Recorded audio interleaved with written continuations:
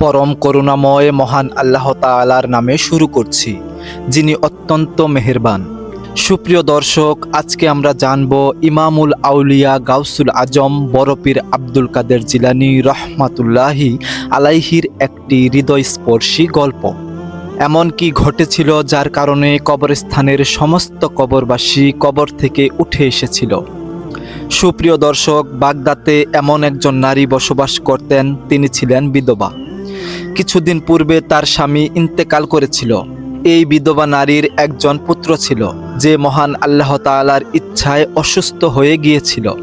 এই নারী তার ছেলের চিকিৎসার জন্য অনেক বড় বড় চিকিৎসকের কাছে গিয়েছেন, কিন্তু তাতেও কোনো কাজ হয়নি।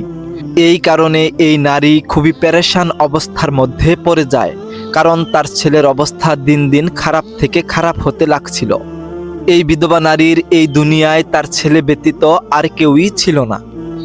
এক পর্যায়ে তার প্রতিবেশীরা তাকে পরামর্শ দিল, তুমি তোমার ছেলেকে নিয়ে বাগদাদ শরীফের হুজুরের কাছে যাও, তার দোয়াতে তোমার ছেলে সুস্থ হয়ে যাবে ইনশাআল্লাহ।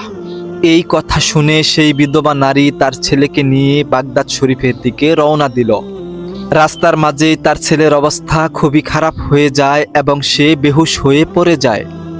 এমতো অবস্থায় একজন পথিক সেই বিধবা নারীকে জিজ্ঞাসা করল, আপনি কোথায় যাচ্ছেন? জবাবে সেই নারী বললেন, আমার ছেলে খুবই অসুস্থ, তাকে সুস্থ করাতে আমি বাগদাদ শরীফের হুজুরের নিকট যাচ্ছি, কিন্তু দুর্ভাগ্যবশত আমার ছেলের অবস্থা রাস্তার মধ্যেই খারাপ হয়ে গিয়েছে। তখন সেই পথিক বলল, আপনি সাহস হারাবেন না, কোনোভাবে আপনার ছেলেকে নিয়ে বাগদাদের হুজুরের নিকট চলে যান, কোনো না কোনো সমাধান হবেই, আর আপনি খুশি মনেই আপনার বাড়িতে ফিরতে পারবেন, কারণ বাগদাদের হুজুর মহান আল্লাহ তাআলার একজন নেক বান্দা এবং তার দোয়ার উসিলায় অনেক মানুষ শেফা পেয়েছে। এরপর সেই বিধবা নারী তার ছেলেকে নিয়ে বাগদাদে পৌঁছায়। বাগদাদ শরীফে পৌঁছানোর পর তার ছেলেকে দেখে হুজুর বললেন, হে আল্লাহর বান্দি, এখন তোমার ছেলের জন্য আর কিছুই করার নেই, কারণ তোমার ছেলেকে মহান আল্লাহ তাআলা তার নিজের মর্জিতে তার কাছে নিয়ে গেছেন। এখন তুমি শুধুমাত্র আল্লাহ তাআলার উপর ভরসা করে থাকো আর এই সিদ্ধান্তকে মেনে নাও। কিন্তু এই কথা সেই বিধবা নারী কোনোভাবেই মানতে পারছিল না।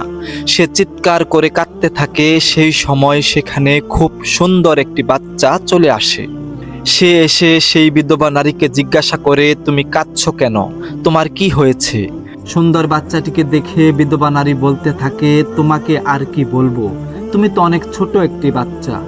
এরপরেও সেই বিধবা নারী তার সামনে উপস্থিত থাকা সেই ছোট্ট বাচ্চাটিকে তার সমস্ত ঘটনা খুলে বলে।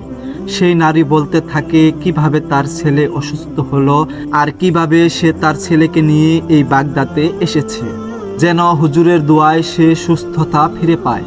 কিন্তু এখানে পৌঁছানোর আগেই তার ছেলে রাস্তায় জ্ঞান হারিয়ে ফেলেছে এবং এই অসুস্থতায় তার ছেলেকে মৃত্যুর মুখে নিয়ে গিয়েছে। এই কথা বলে বিধবা নারী কান্না করতে শুরু করে এবং বলতে থাকে, আমি আমার এই ছেলেকে ছাড়া কি নিয়ে বাঁচব? এই কথা শুনে সেই বাচ্চাটি বলে উঠল, হে মুহতারমা, আপনার ছেলে মারা যায়নি, সে এখনো জীবিত রয়েছে, দেখুন সে সত্যিই জীবিত। বাচ্চাটির কথা শুনে বিধবা নারী তার ছেলের দিকে ভালো করে তাকালো এবং সে দেখতে পেল তার ছেলের শ্বাস প্রশ্বাস চলছে এবং তার ছেলে ধীরে ধীরে হাত পা নাড়াচ্ছে।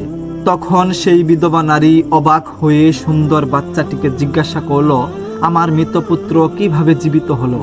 কারণ সে তো আমার সামনেই প্রাণ ত্যাগ করেছিল, নাকি আমার পুত্র শুধুমাত্র অসুস্থতার কারণে বেহুশ অবস্থায় ছিল? তখন সেই সুন্দর বাচ্চাটি জবাব দিল, মহান আল্লাহ তাআলার হুকুমে আপনার পুত্র আবারও জীবিত হয়েছে। আপনার ছেলে অসুখের কারণে বেহুশ হয়নি, বরং সে এই দুনিয়া ছেড়ে চলে গিয়েছিল। আপনার কষ্ট আমার সহ্য হয়নি, তাই আমি আল্লাহ তাআলার কাছে দোয়া করেছি, বলেছি, হে আল্লাহ, আপনি এই দুঃখী মায়ের কষ্টকে লাঘব করে দিন এবং আপনি তার কলিজাকে ঠান্ডা করে দিন। এই বিধবা নারী তার পুত্রের মৃত্যুকে কোনোভাবেই মানতে পারছে না। আপনি তাকে সুখী করে দিন, আপনি সব কিছুই করতে পারেন।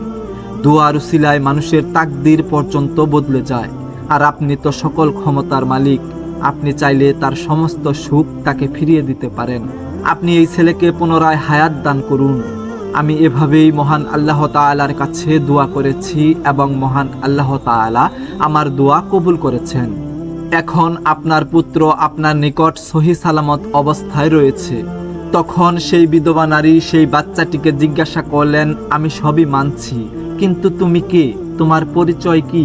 সেই বাচ্চা তার পরিচয় দেওয়ার আগেই সেখানে বাগদাদ শরীফের হুজুর চলে আসেন।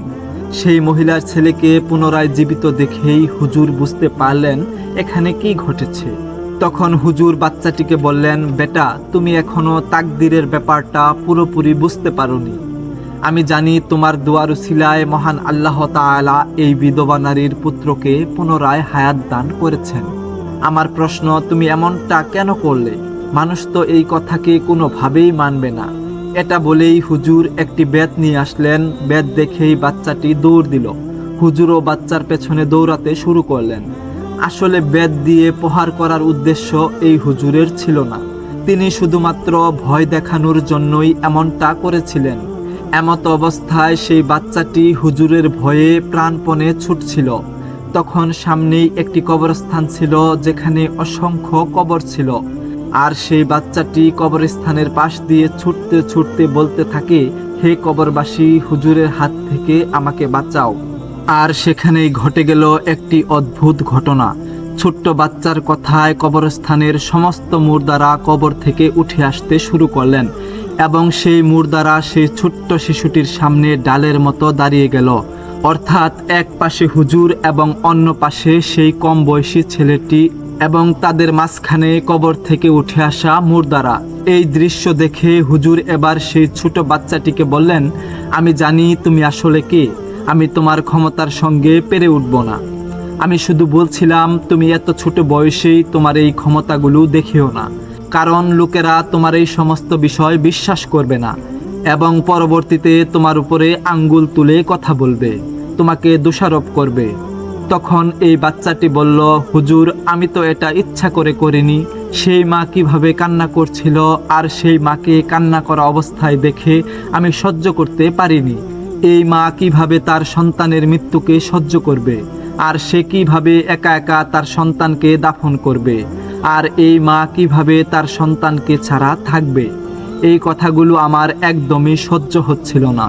আর এই কারণেই আমি আল্লাহ তাআলার কাছে দোয়া করেছি আর বলেছি, হে মহান আল্লাহ তাআলা, এই বাচ্চার তাকদিরে যদি শেফা লেখা থাকে তাহলে তাকে আপনি সুস্থতা দান করুন।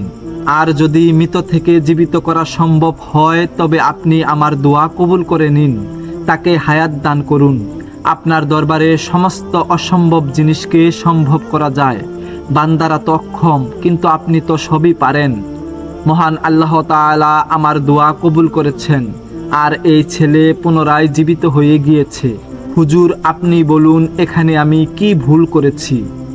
সুপ্রিয় দর্শক, এই হুজুর ছিলেন এই ছোট্ট বাচ্চাটির নানা, আর এই বাচ্চাটি ছিলেন গাউসুল আজম বড় পীর আব্দুল কাদের জিলানী রহমাতুল্লাহি আলাইহি। সুবহানাল্লাহ।